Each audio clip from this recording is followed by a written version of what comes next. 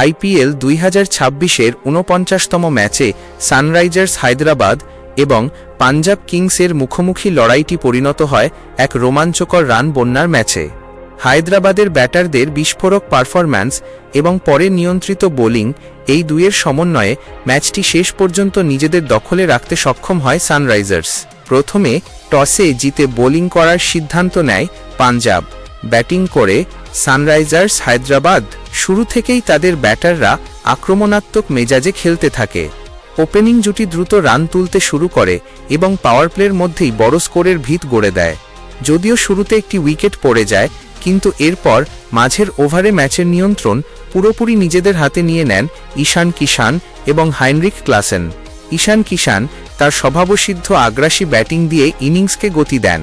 তিনি বাউন্ডারি ও ছক্কার মিশেলে দ্রুত রান তোলেন এবং প্রতিপক্ষ বোলারদের ওপর চাপ সৃষ্টি করেন। অন্যদিকে ক্লাসেন ছিলেন আরও বিধ্বংসী। স্পিনারদের বিরুদ্ধে তার দাপট ছিল চোখে পড়ার মতো। মাঝের ওভারগুলোতে তিনি একাই ম্যাচের রং বদলে দেন। তার ইনিংসের ফলে স্কোরবোর্ড দ্রুত এগিয়ে যায় এবং শেষ দিকে ডেথ ওভারেও রান তোলার গতি কমেনি। নির্ধারিত 20 ওভারে সানরাইজার্স হায়দ্রাবাদ তোলে বিশাল 235 রান। এই স্কোর স্বাভাবিকভাবেই পাঞ্জাব কিংসের সামনে একটি কঠিন চ্যালেঞ্জ তৈরি করে। জবাবে ব্যাট করতে নেমে পাঞ্জাব কিংস শুরু থেকেই চাপে পড়ে যায়। ওপেনাররা দ্রুত রান তুলতে গিয়ে উইকেট হারায়, ফলে ইনিংসের শুরুটা তাদের জন্য ভালো হয়নি। কিন্তু এরপর ক্রিজে এসে দলকে টেনে তোলার দায়িত্ব নেন কুপার কনলি।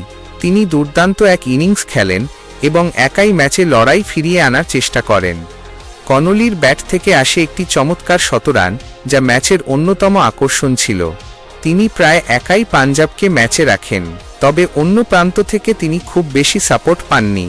মাঝের ওভারগুলোতে নিয়মিত উইকেট পড়তে থাকে, যা পাঞ্জাবের রান তোলার গতি ব্যাহত করে।